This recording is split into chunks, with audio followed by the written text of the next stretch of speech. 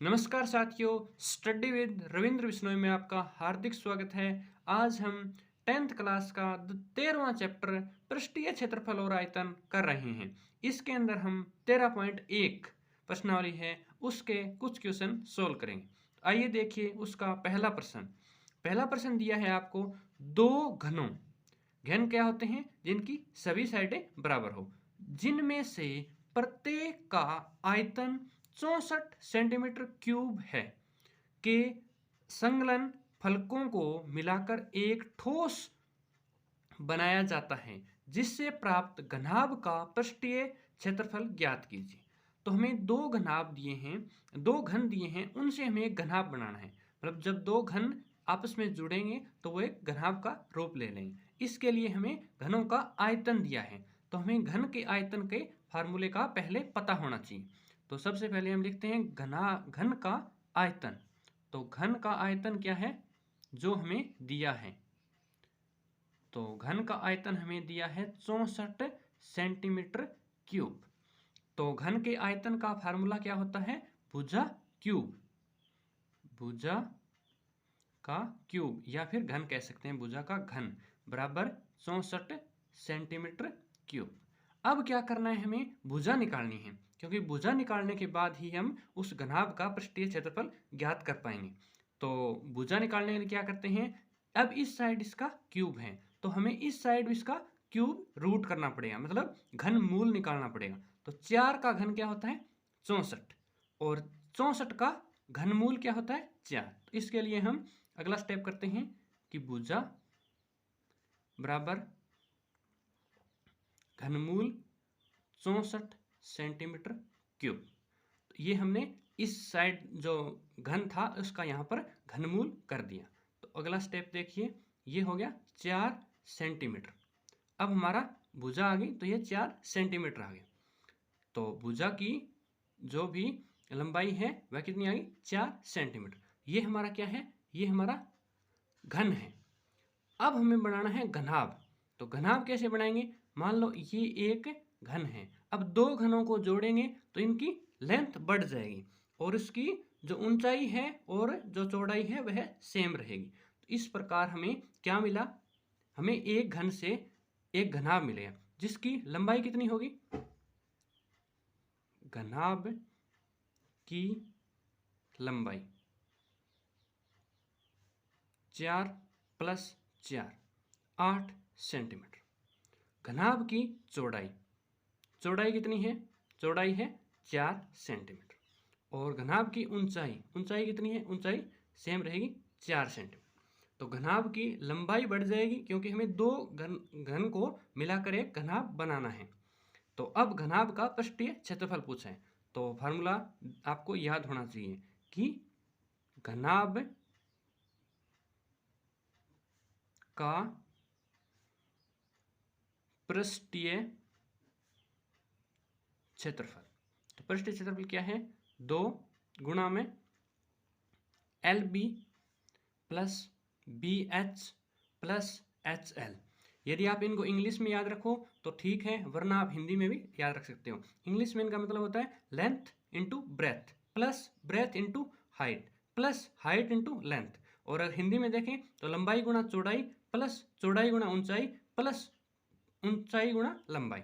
इनका ये फार्मूला हमें याद रखना है, घनाभ का पृष्ठीय क्षेत्रफल। अब जो हमारे पास वैल्यू है वो घनाभ की हमें पुट कर देंगे।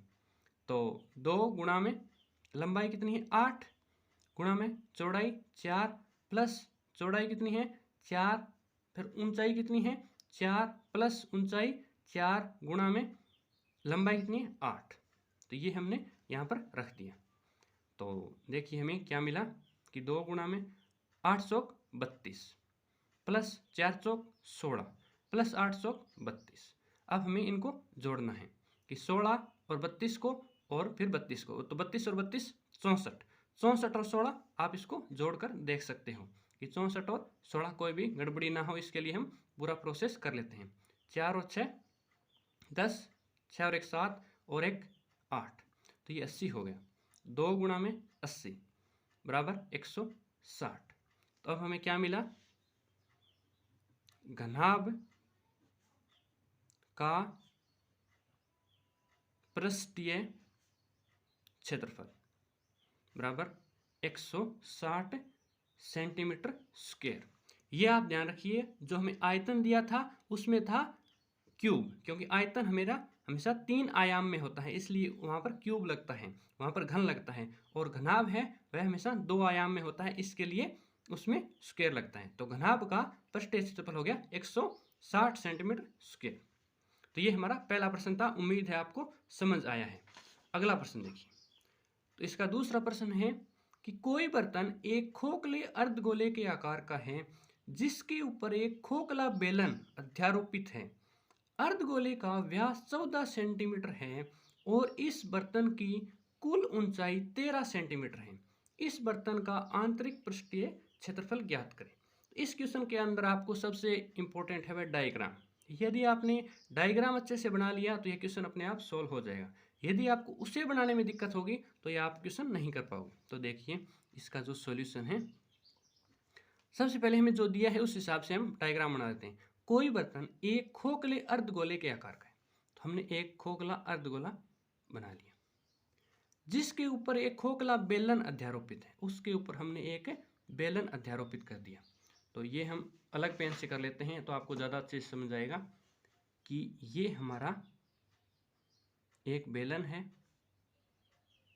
और ये हमारा एक गोला है, अर्धगोला। तो अब हमें क्या दिया है कि अर्धगोले का व्यास 14 सेंटीमीटर है। तो अर्धगोले का व्यास है वही बेलन का व्यास है, क्योंकि उसके ऊपर अध्यारोपित है।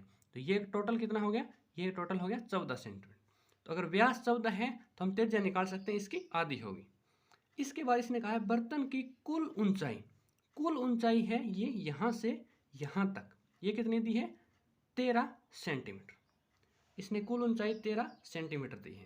तो इससे हमें क्या निकालना है, इसकी जो त्रिज्या है वो निकालनी है। इसकी त्रिज्या निकाल के हमें इसकी ऊंचाई निकालनी है। कैसे, क्योंकि अगर इसकी ऊंचाई है वो टोटल में से हम घटा देंगे। आइए देखते हैं इसको कैसे हम सोल्व कर सकते हैं। तो सबसे पहले लिखना है बेलन की त्रिज्या। बेलन की त्रिज्या, बेलन की त्रिज्या क्या होगी, व्यास बटा में 2। त्रिज्या क्या होता है हमेशा, व्यास बटा में 2। तो व्यास कितना है हमारा 14, तो 14 बटे 2 7 सेंटीमीटर। बेलन की त्रिज्या होगी 7 सेंटीमीटर। फिर बेलन की ऊंचाई,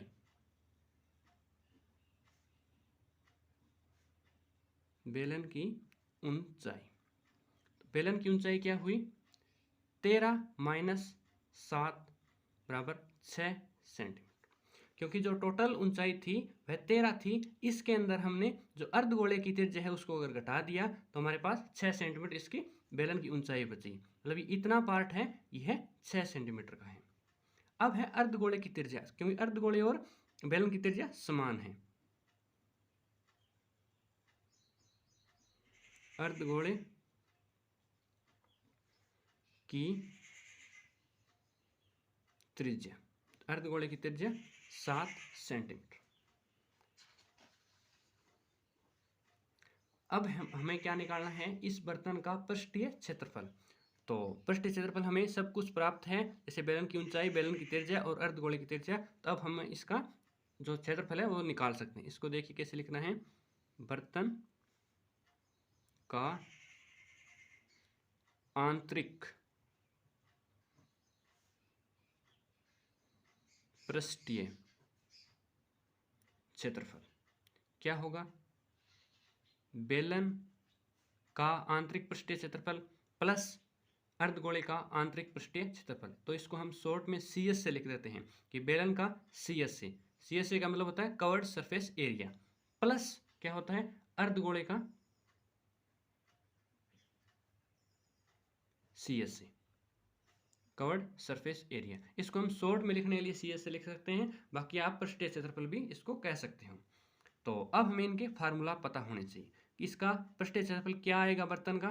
तो बर्तन का आएगा बेलन का CS से प्लस अर्धगोले का CS से। तो बेलन का जो CS है उसका फार्मूला क्या है 2πRh, 2πRh। R होता है रेडियस त्रिज्या और H होती है ऊंचाई, प्लस अर्धगोले का CS से। अर्धगोले का CS है उसका फार्मूला क्या है 2 पाई आर स्क्वायर। तो इसके अंदर हमें जो जो वैल्यू दी गई है उसको पुट कर दो, या फिर हमें जो पहले कॉमन दिखता है उस कॉमन को हम बाहर निकाल लेते हैं। ये देखो इसके अंदर भी 2 पाई है, इसके अंदर भी 2 पाई है, यहाँ पर एक आर है, यहाँ पर आर स्क्वायर है, मतलब आर डबल है, तो 2 पाई आर हम इसके अंदर से कॉमन ले सकते हैं। तो 2 pi R, H plus are अंदर बच गया, तो एच प्लस आर हमारे इसमें अंदर बच गया। इसको अगर ऐसा नहीं करना चाहो तो आप इसमें सभी में वैल्यू पुट करके भी इसको कर सकते हो, वरना आप ये इस तरीके से आपको थोड़ा सा आसानी रहेगी। मैं आपको पूरा करके दिखा देता हूँ। तो 2 pi R H plus 2 pi R square, मैं इसके अंदर वैल्यू पुट करता हूँ। तो वैल्यू क्या है, 2 गुणा में 22/7 गुणा में आर क्या है हमारा, जो हमें पहले दिया था, ये देखो बेलन का त्रिज्या 7 और अर्धगोले की त्रिज्या 7, तो आर हमारा सभी जगह 7 है। तो 7 गुणा में एच, एच बेलन की ऊंचाई कितनी है, बेलन की ऊंचाई 6 सेंटीमीटर, प्लस 2 गुणा में 22/7 गुणा में इसका क्या है आर, आर क्या है 7 का स्क्वायर, 7 गुणा में 7। तो इसको आप कट कर सकते हो, 7 से 7 कट हो गया, यहाँ पर 7 से 7 कट हो गया।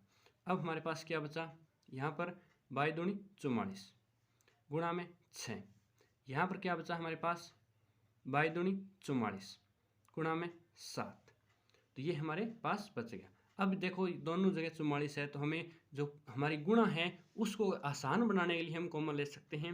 यदि आप इसको आसान नहीं बनाना चाहते तो 44 को 6 से गुणा करिए, फिर 44 को 7 से गुणा करिए और फिर उन दोनों को जमा कर दीजिए, मतलब जोड़ कर दीजिए उनका। हम थोड़ा आसान बनाने के लिए 44 को कॉमन ले लेते हैं, और यहाँ पर अंदर क्या बचा, यहाँ पर 6 और यहाँ पर 7। तो अब 44 की हमें एक ही बार गुणा करनी पड़ेगी, 44 गुणा में 13। इसकी जो गुणा है वो मैं डायरेक्ट लिख दूं तो आपको समझ आ जाएगा, क्योंकि आपका लेवल 10th क्लास का है मेरे हिसाब से।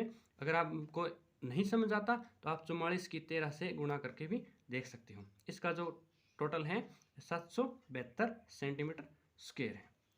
तो ये हमारा क्या आया, क्या निकाल रहे थे हम, बर्तन का आंतरिक पृष्ठीय क्षेत्रफल। तो हम लास्ट में इस प्रकार लिख सकते हैं, इस बर्तन का आंतरिक पृष्ठीय क्षेत्रफल बराबर 572 है। तो ये हमारा कंप्लीट क्वेश्चन हो गया। तो इस वीडियो में हमने 2 क्वेश्चन किए हैं। यदि आपको किसी और टॉपिक पर वीडियो चाहिए 10th क्लास के तो आप नीचे कमेंट कर सकते हो। यदि आपको इस वीडियो के अंदर भी और कोई सुझाव देना है तो आप हमें कमेंट करके बता सकते हो। जो अगले क्वेश्चन है 2nd, 3rd, 4th, मतलब हम पूरी चैप्टर करेंगे, वो सभी आपको इसी चैनल पर मिलते रहेंगे, इसलिए चैनल को सब्सक्राइब करना भी ना भूलें। धन्यवाद साथियों।